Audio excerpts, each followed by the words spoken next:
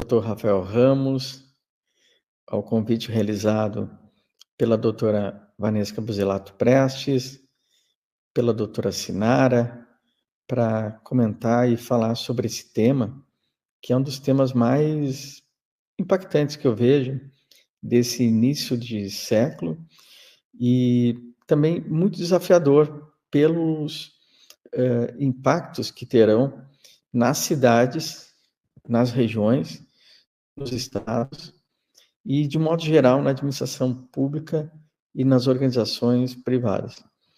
Esse tema tem a ver com as grandes mudanças climáticas que nós estamos sofrendo nos dias de hoje. Então, eu vou iniciar uma apresentação que eu fiz, já debatendo com alguns colegas, sobre o que vem a ser o capítulo do financiamento e da tributação ambiental. São dois temas correlatos, mas que possuem uma importância sui generis. Nós todos já partimos de um ponto de vista comum, de uma base de compreensão comum, de que as mudanças climáticas são uma realidade inquestionável do ponto de vista científico e também das necessidades públicas nacionais e internacionais. Também é uma base comum de compreensão de que a mudança do clima por obra da atividade humana é um dos maiores problemas que a própria humanidade enfrenta e que foi criado por ela. Existem três características decorrentes dessa base comum. O primeiro é a complexidade deste fenômeno. Ou seja, não é um fenômeno de compreensão simples, ele possui uma multidimensionalidade, possui diversas causas, e a própria compreensão científica do fenômeno, ela não é, de forma nenhuma, algo trivial. E, dessa forma, há também uma complexidade no tratamento do problema. Um problema complexo que exige também uma análise que deriva dessa complexidade. A segunda característica é a elevada incerteza decorrente desse processo. Nós não conseguimos prever com absoluta certeza quais os fenômenos que podem se abater sobre a sociedade e sobre as cidades.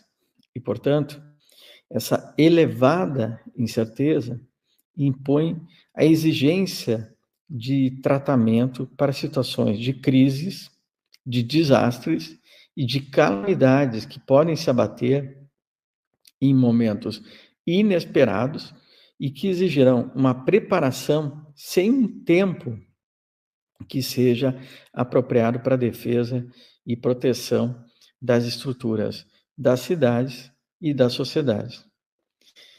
Essa característica da incerteza traduz também uma certa fragilidade do ponto de vista das estruturas, porque nós não conseguimos ter uma análise completa dos fenômenos que irão ou poderão ocorrer, o que se traduz que estruturas que são absolutamente hoje tidas como seguras podem, de um momento para o outro, se demonstrar como incapazes de suportar os grandes impactos desses eventos climáticos, gerando um colapso das estruturas existentes.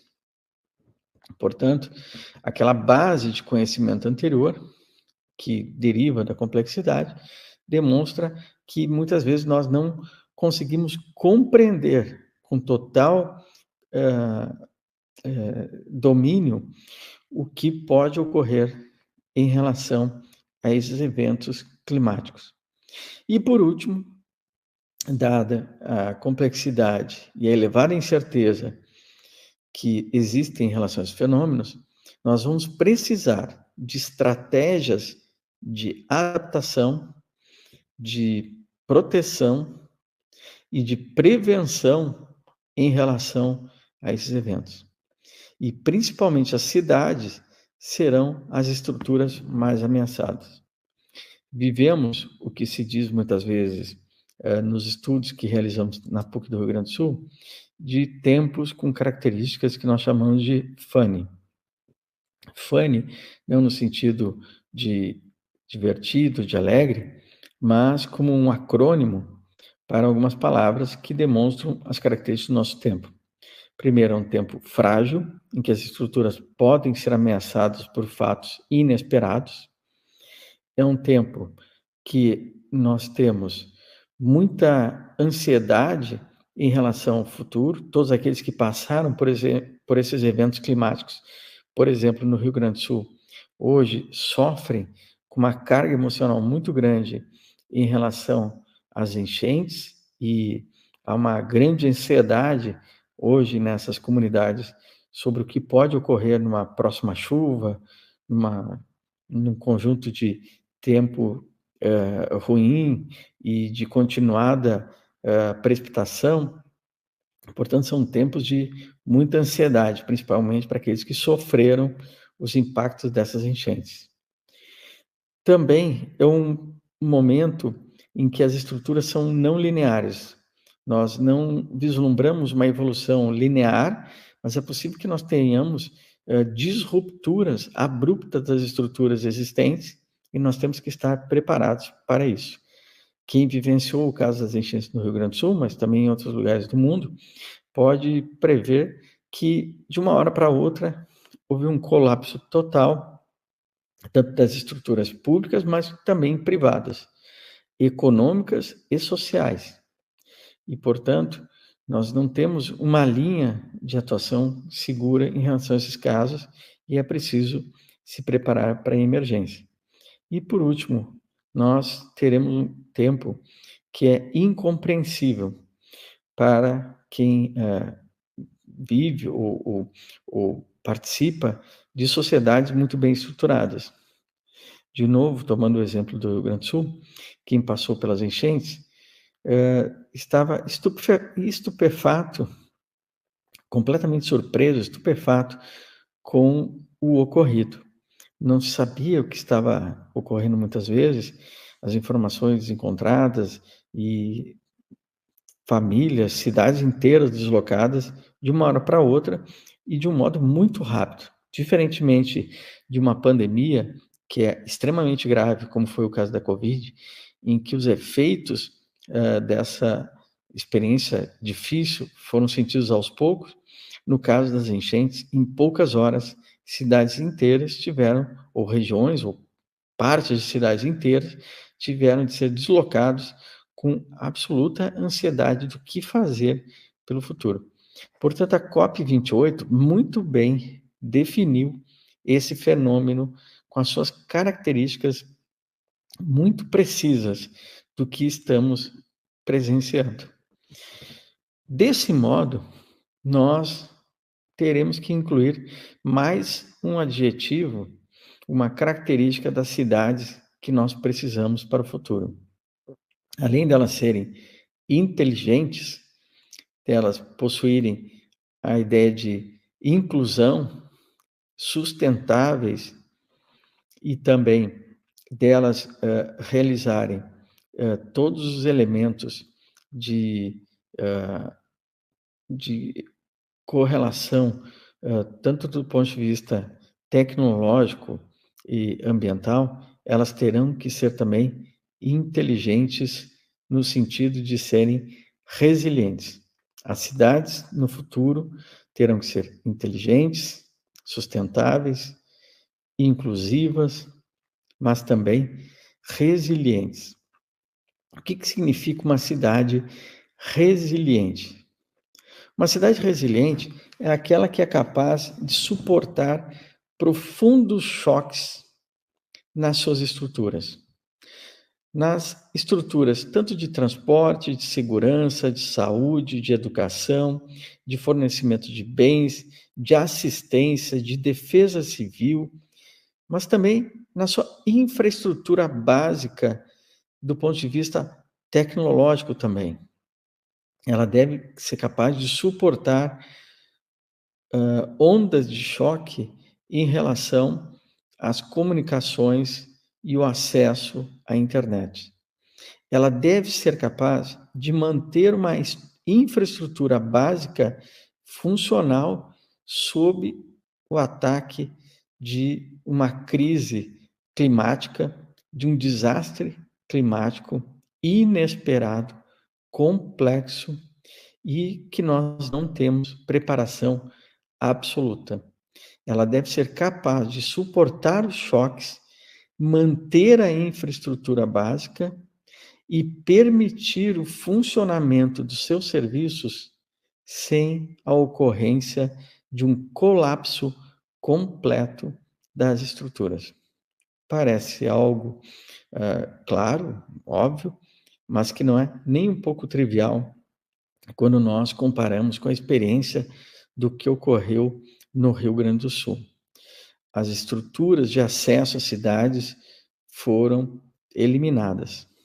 Não existiam acessos às cidades, não existia a possibilidade de chegada de mantimentos, de remédios, nem de água, nem o acesso aos serviços públicos pelo colapso digital do governo nesses momentos, e uma ausência de informações que impactava todos os níveis da sociedade, inclusive setores públicos. Para termos uma sociedade e uma cidade resiliente, capaz de suportar esses choques profundos, manter a infraestrutura básica e os serviços básicos em funcionamento sob ataque de uma crise climática, nós vamos precisar também pensar as finanças ambientais de um modo adequado. Esse modo adequado ele vai ser debatido por nós em um artigo logo no início dessa crise climática no Rio Grande do Sul e que vai debater com outras autoridades e pesquisadores também da administração pública de como pensar essas cidades inteligentes em meio às mudanças climáticas.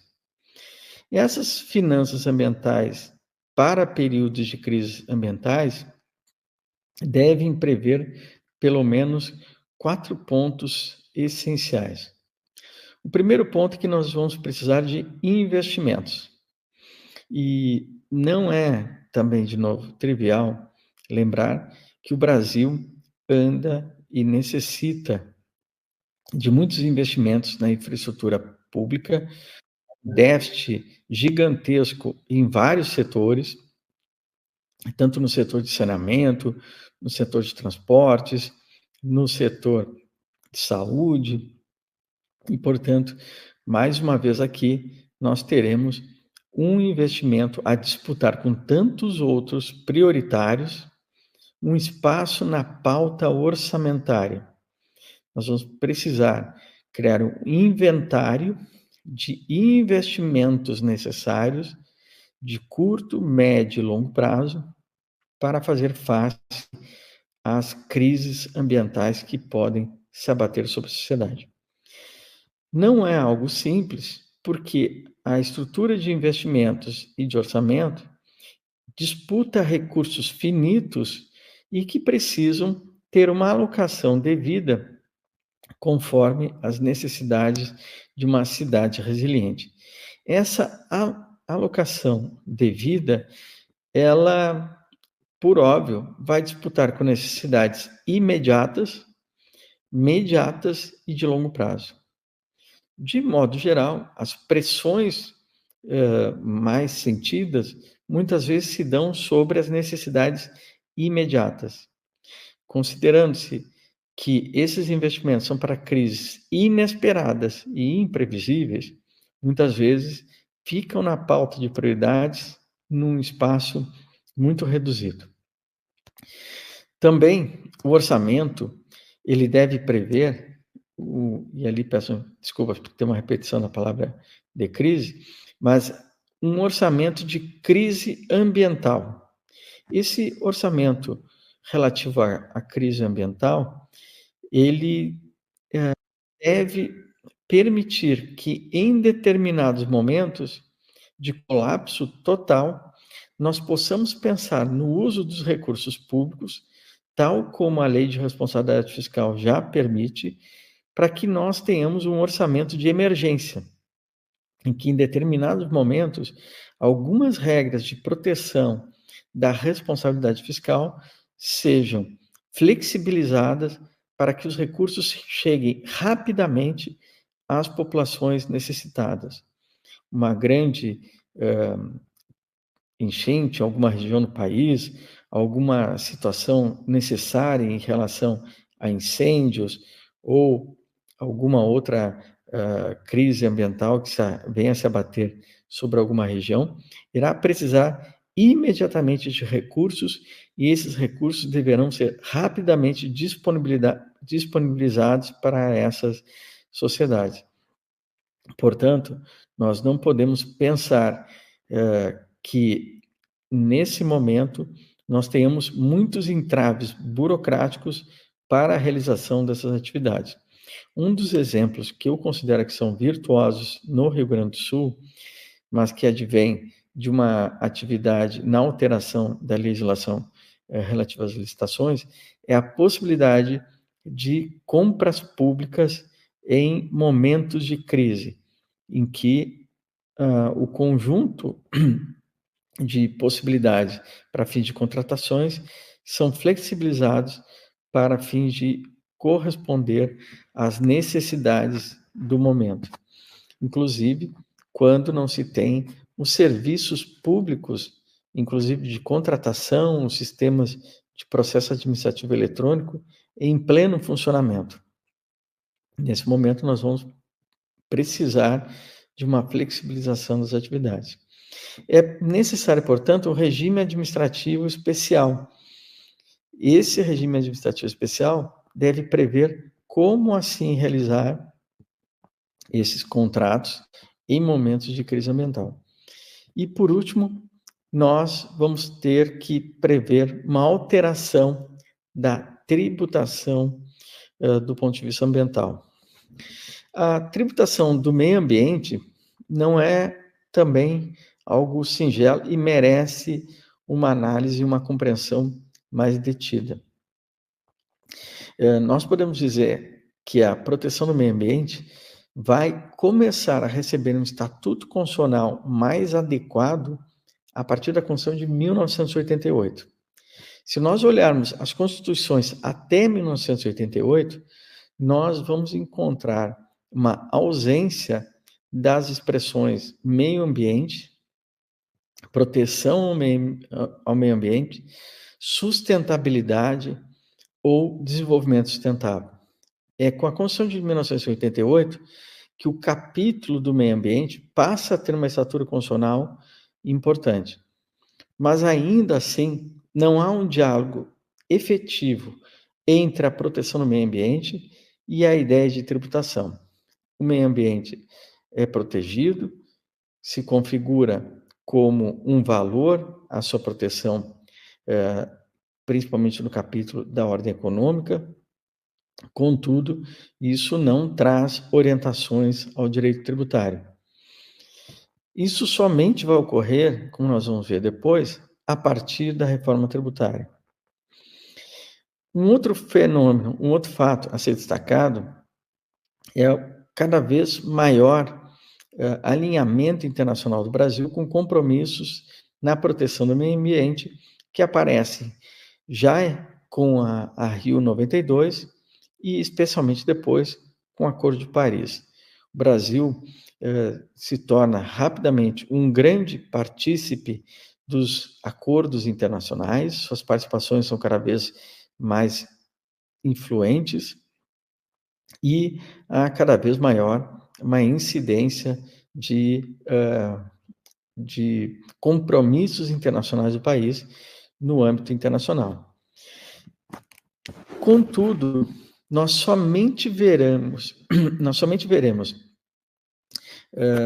uma efetividade da jurisprudência em matéria tributária relativa à tributação ambiental no STF, ou seja, na Corte Constitucional, de forma muito tardia, por 2021 ou 2022.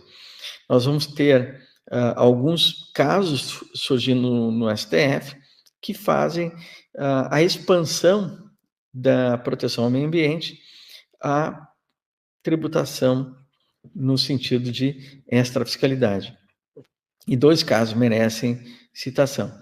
O primeiro do tema 304, que diz que os produtos decorrentes de resíduos industriais, aparas e outros resíduos industriais poderão gerar crédito de PIS e COFINS nas compras pelas empresas. Essa era uma demanda muito antiga do setor, que eliminava uma injusta discriminação entre produto reciclado e produto industrializado como insumo à produção, o que gerava uma falta de neutralidade ou um incentivo à aquisição de produtos industrializados e um desincentivo à aquisição de produtos reciclados, visto que um detinha crédito e era autorizada a utilização de crédito e o seu abatimento na etapa posterior, e o outro não era autorizado. Qualquer agente econômico racional irá escolher o caminho que permite o aproveitamento de créditos e a redução do encargo financeiro na operação. E dessa forma, os produtos reciclados, eles tinham um tratamento desigual e desfavorável em relação aos produtos industriais. Isso, obviamente, era bastante impactante para a proteção de uma economia circular. Com o tema 304, se resolve esse tratamento injusto e desigual, desfavorável aos produtos reciclados, e se restabelece ou se confirma uma política em favor da economia circular. Também há um julgamento no STF, especialmente em relação à redução da alíquota do ICMS pela União, mediante as leis complementares 191 e 92, e esse tratamento, ele atacava diretamente a ideia de tributação, especialmente nos combustíveis, e se debatia, nesse caso, a tributação da gasolina. Pela primeira vez, aparece um modo muito claro que o tratamento de combustíveis, no caso a gasolina, deve corresponder a uma graduação em relação à sua essencialidade ambiental. Note-se que o texto constitucional sempre falou no ICMS e aplicava a técnica da seletividade pela essencialidade e em função da essencialidade social de um produto ou de uma mercadoria ou de um serviço. Mas nunca havia sido de forma tão clara expressa essa ideia de que a seletividade também pode ser aplicada pela nocividade desse produto, e não só pela sua ausência de essencialidade. E aqui se aplicava o caso da essencialidade ambiental da gasolina, e uma discussão que aparece de forma muito clara nessa discussão no Supremo Tribunal Federal. E, por fim, de modo muito importante, nós vamos ter a reforma tributária, que com a emenda constitucional 132, nós vamos ter a confirmação da reforma tributária e a ideia de que um dos princípios basilares do sistema tributário passa a ser a proteção do meio ambiente. Nós vamos ter diversos artigos do texto constitucional que irão proteger a noção de que o sistema tributário deve privilegiar a sustentabilidade e a proteção do meio ambiente.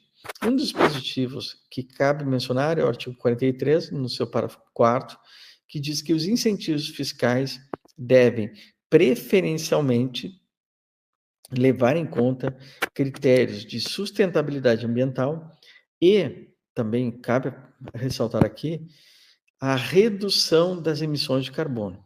Pela primeira vez aparece de modo expresso e no sistema tributário essa noção de que os incentivos fiscais devem prever a redução das emissões de carbono e não mais apenas verificar as desigualdades regionais, econômicas e sociais.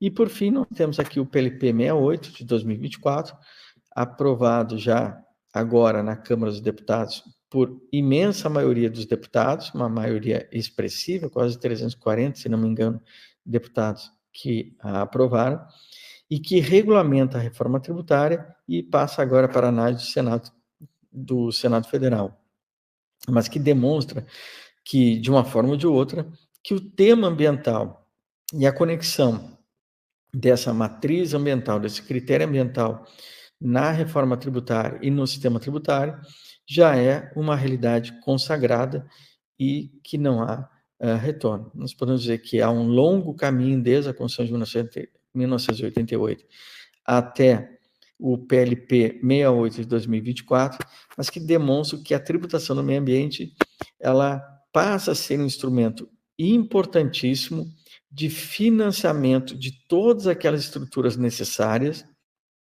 que nós vislumbramos antes, ou seja, instrumentos para investimentos, para a construção de um orçamento que leve em conta as emergências climáticas e também para a utilização de incentivos e desincentivos a condutas que nos levem a cidades e a sociedades mais inclusivas. Um outro ponto que chama atenção é a existência de fundos que possam existir e que possam ser utilizados rapidamente para algum momento de crise e assim por diante, como é o Fundo Verde para o Clima, previsto na Convenção Quadro das Nações Unidas. Nós possuímos também no Brasil um Fundo de Mudanças Climáticas e numa análise bastante rápida desses fundos, nós podemos ver que até 2023 o orçamento desses fundos era muito restrito, eram alguns centenas de milhões de reais, e as cidades pouco se aproveitaram desse valor. Não há uma expressiva transferência de recursos aos municípios, principalmente para a proteção contra estes desastres climáticos e o risco de desastres climáticos, é algo que merece ser analisado com mais detalhe a partir de agora. O orçamento do Fundo de Mudanças Climáticas no Brasil para 2024 recebe um aporte significativo, cada vez maior. Contudo, a maior parte dos recursos ainda são recursos com contrapartida, ou seja, não há, como nós mencionamos antes, um fundo que tenha uma parcela dedicada a emergências e crises climáticas para uso imediato, sem contrapartida, sem retorno e com flexibilização no seu uso. Talvez isso seja algo a ser pensado, porque em determinadas situações nós precisamos desse valor rapidamente sendo deslocado e o controle do seu uso deve ser ex post e deve-se privilegiar, nesse momento, a proteção da vida das comunidades e, posteriormente, se corrigir e se punir os erros praticados nesse período, mas a proteção da vida, da existência, em momentos de grave situação de calamidade, devem prevalecer nesses momentos. Então, o fundo deveria também prever esse montante. Também nós notamos que no fundo de 2024 há uma grande quantidade de valores que são destinados a contrapartidas, mas não há clareza ainda em relação à sua utilização. Uma das grandes fragilidades na utilização desses fundos está na ausência de projetos claros em relação à proteção contra emergências climáticas. Há também diversos níveis de governos que devem ser harmonizados e que devem estar em conexão para fins de uma aplicação mais adequada. Então, aqui também, talvez estes recursos devam ser estimulados para a criação de planejamentos de curto, médio e longo prazo no Brasil. Planejar, ter planos consistentes, adequados, exigem financiamento. Então, o próprio fundo deve prever isso para as prefeituras, para as cidades, para que elas se tornem resilientes. Também não é crível e não é razoável se pensar que pequenas prefeituras ou médias prefeituras têm o corpo técnico especializado necessário para projetos que são, por natureza, complexos, sujeitos a objetivos e situações inesperadas e que exigem uma adaptação que não é imediata, que ela é fásica. Nós não vamos conseguir de uma hora para outra ter uma proteção completa, nós vamos precisar ir aos poucos construindo essas redes, essas estruturas resilientes. Por último, nós podemos citar aqui o Fundo de Direitos Difusos, que decorre de multas ambientais e de outras multas decorrentes de violações de direitos difusos, tais como direitos à concorrência, e que também são fundos que exigem planos e a sua alocação decorre de planejamento. Nós também vamos ter que verificar como dotar as cidades para que elas se tornem resilientes, se utilizando para seu financiamento dos recursos decorrentes também daquelas multas que são aplicadas pela ofensa, pela violação dos direitos ambientais.